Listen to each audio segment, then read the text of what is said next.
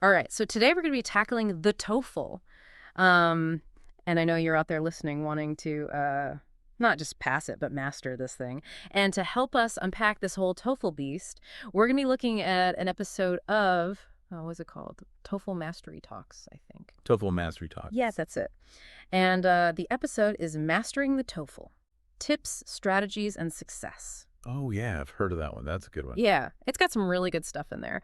But, just to get us all on the same page here, the TOEFL, or Test of English as a Foreign Language, is kind of like the gold standard when it comes to proving how good your English is, right? Right. All over the world, universities, institutions, Yeah. they all use this to figure out if you've got the language skills to actually, do well in their programs. And here's the thing, it's not just about passing. It's not pass or fail. Your score actually really matters. It's true. A lot of times that TOEFL score is like the first impression you make, even before they look at transcripts or essays or anything, especially if you're aiming for, those really competitive programs. Like, you want to see a score up there, like 110 out of 120. For sure. That'll definitely make you stand out. And get this, the whole thing is on the computer. So yeah, you got to have good English, obviously. Of course. But you also got to be comfortable using a computer, like Fair. really comfortable. Because imagine you're trying to analyze this super complicated reading passage, or you're trying to write a really well-organized essay, and you've got this time pressure, and you're also dealing with the computer interface. Yeah, you're clicking through sections, you're typing, you got to manage your time. Yeah. All in this digital environment. Exactly. So you got to be good with tech, too. Oh, and it takes about 3 hours. Yeah, about 3 hours. So that's a pretty intense 3 hours. It's a mental marathon. Right, you got to stay focused the whole time. Okay, so let's break down these 4 sections. We've got reading, we've got listening, we've got speaking, and we've got writing. Each one tests different skills, and they all have their own little challenges. Absolutely. And I think understanding the structure of the TOEFL is really key for anyone who's thinking about prepping for it. It's like having a roadmap for your prep journey. I like that roadmap analogy. So let's start with reading. Now, you might think to yourself, oh, well, I read all the time. I'm good at reading. But TOEFL reading is a different beast. It's all about academic level passages. The kind of stuff you might find in a university textbook. Really dense, complex writing. Sometimes it's even hard for native English speakers to understand. Oh, yeah. It's definitely challenging. And then after you read those passages, you get hit with all these comprehension questions. Exactly. And the questions are designed to test how well you really understand the material. They're not just asking you to parrot back facts. You got to be able to infer meaning, analyze arguments, synthesize information. So you got to be able to think critically about what you read. Exactly. Basically, you have to show that you can handle the kind of rigorous reading you're going to encounter in a university setting. Right, because that's really the whole point of the TOEFL. Exactly. Okay, so next up is listening. So imagine you're in a lecture hall, or maybe you're listening to a discussion between some professors. You got to take in all this information, figure out what they're saying, even if they have different accents, follow all these complex lines of reasoning, and you got to remember the key details. Yeah, it's a real test of your listening comprehension skills. And there are a bunch of different question types, too. Multiple choice, fill in the blank. Sometimes you even have to, order events or arguments in the order you heard them. It's like putting a puzzle together, using the pieces of information you've just heard. Right. And then we come to the section that makes a lot of people nervous. Yeah. It's not just about knowing vocabulary and grammar. You have to actually use those things spontaneously and coherently in spoken responses. Right. So picture this. You get a prompt. Maybe something like, describe a memorable event from your childhood. You get a tiny bit of time to prepare.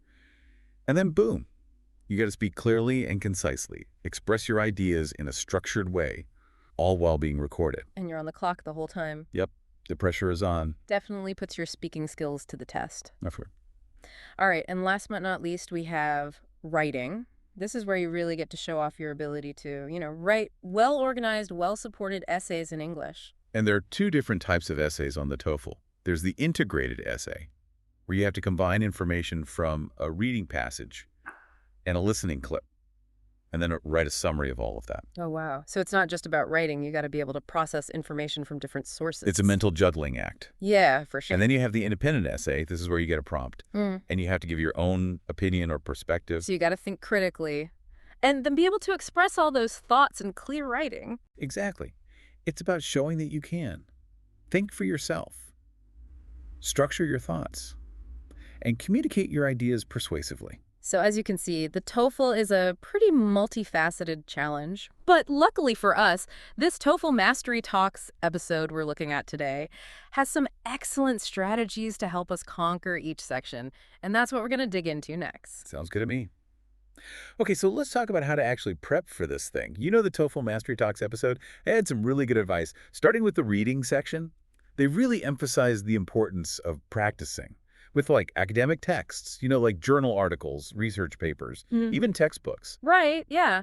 It makes sense. The more you read that kind of stuff, the more comfortable you'll be with the style and the vocabulary. But does it matter what you read?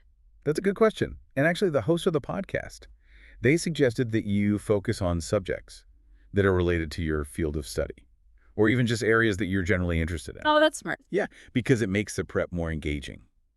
But it also helps you build vocabulary that's relevant to what you're going to be studying. So it's like killing two birds with one stone. Exactly. So it's not just about reading anything academic, it's about reading strategically. Right.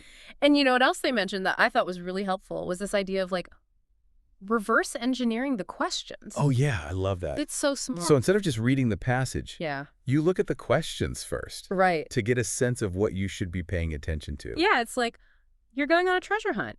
And you have a map that tells you exactly where to find the treasure. Exactly. You're not wasting time digging in the wrong spots. Right. So you can focus your energy on the stuff that actually matters. Okay, so let's move on to the listening section.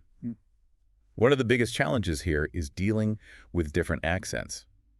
The TOEFL includes speakers from all over the English-speaking world.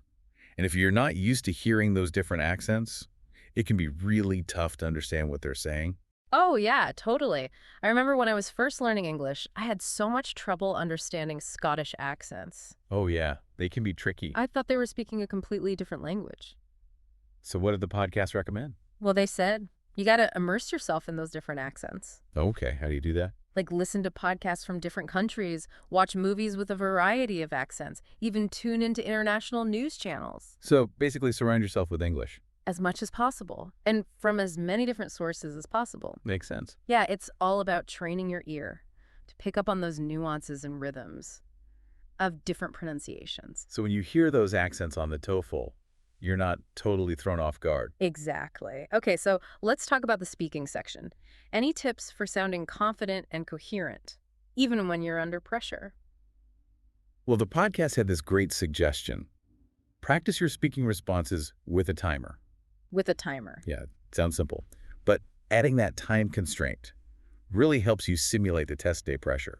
So you're basically giving yourself mini mock tests. Exactly. And that helps you think on your feet, organize your thoughts quickly. And deliver your response within that time limit. I like it. And then what they suggested you do is record yourself speaking and then listen back to it. Oh, that's a good idea.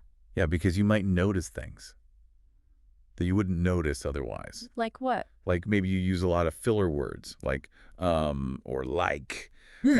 Or maybe your pronunciation could use some work. Oh, yeah. I hate hearing myself talk. But it's helpful because you can identify those areas where you need to improve. Right. And then you can work on those things before you take the actual test. Exactly. Okay, so what about the writing section? A lot of people struggle with writing essays, especially under time pressure. Yeah, the writing section can be tough. But the podcast had a really good tip. They said you should analyze high-scoring sample essays. Oh, that's interesting. Yeah, because it helps you understand what makes those essays successful. So you're looking at the structure, the vocabulary, the way they develop their ideas. Exactly. And then you can try to apply those same principles to your own writing. So it's like studying the work of a master artist to learn their techniques. Exactly. And I bet that's especially helpful for that integrated essay, where you have to synthesize information from the reading and the listening. Yeah, it can be really helpful to see how other writers have done it successfully. And they also talked about the importance of practicing writing on a variety of topics. Right, because the more you write, the more comfortable you'll become with expressing your ideas in English. And the better you'll get at it. Exactly. So practice makes perfect. As they say. All right, so we've talked about some specific strategies for each section of the TOEFL, but the podcast also had some general tips for doing well on the test overall. And that's what we're going to talk about next. Sounds good. So, okay, we've talked about like specific strategies for each section, but the podcast also had some just general tips for like doing well on the TOEFL overall. And one of the things they talked about was this idea of like test wiseness, which I thought was really interesting. Oh yeah, test wiseness is huge. It's not just about knowing the content. It's about understanding how the test itself works, Right. and then using that knowledge to your advantage. So it's like you've got these, tricks up your sleeve Yeah, to help you get a better score. it's like a secret weapon. Okay, so what kind of tricks are we talking about? Well, one thing they mentioned was to familiarize yourself with the instructions for each section before you even take the test. Oh, that's a good one. Because on test day, you don't want to be wasting time reading instructions. Exactly. You want to be using that time to answer questions. Makes sense. Any other test wiseness tips? They also talked about practicing with past TOEFL exams. Oh, yeah, that's a classic. But it's not just about getting used to the format. It's also about learning to anticipate the types of questions. Right? You start to recognize patterns. You understand the logic behind the questions. You can kind of figure out Right. what the examiners are looking for. Exactly. Okay, so what about time management? Any tips for like pacing yourself during the test? Well, they suggested practicing your pacing during your practice tests. Oh, okay. So get a feel for how long it takes you to complete each section, comfortably and accurately. And then you can adjust your strategy accordingly. Exactly. So it's all about finding that balance between speed and accuracy. Right. Because if you rush through the test, you're more likely to make careless mistakes. But if you take too long, you might not have enough time to finish. Exactly. It's a balancing act. For sure. Any other time-saving tips? They talked about using the process of elimination, especially for the multiple choice sections. Oh, yeah, it's a good one. If you can eliminate 2 of the answer choices, even if you're not sure about the other 2, your chances of guessing correctly go way up. It's like narrowing down the suspects in a mystery. Exactly. Okay, so we've talked about test wiseness, we've talked about time management, but what about the mental game? The TOEFL can be pretty stressful. Oh yeah, definitely. Especially for people who have test anxiety. So any tips for like managing those nerves? Well, they talk about the importance of positive self-talk. Oh, yeah. So instead of thinking, I'm going to fail this test, Yeah. you want to think, I'm prepared. I'm capable. I can do this. Yeah, it's all about mindset. Exactly. And what about like visualization? Oh yeah, visualization is huge. A lot of athletes and performers use it. How does that work? Basically, you close your eyes and you imagine yourself taking the test Yeah. and you see yourself answering the questions correctly and you feel that sense of accomplishment. So you're basically training your brain for success. Exactly. I like it. Okay, so we've covered a lot of ground today. We've talked about the structure of the TOEFL. We've talked about some strategic prep tips. And we've even talked about managing test anxiety.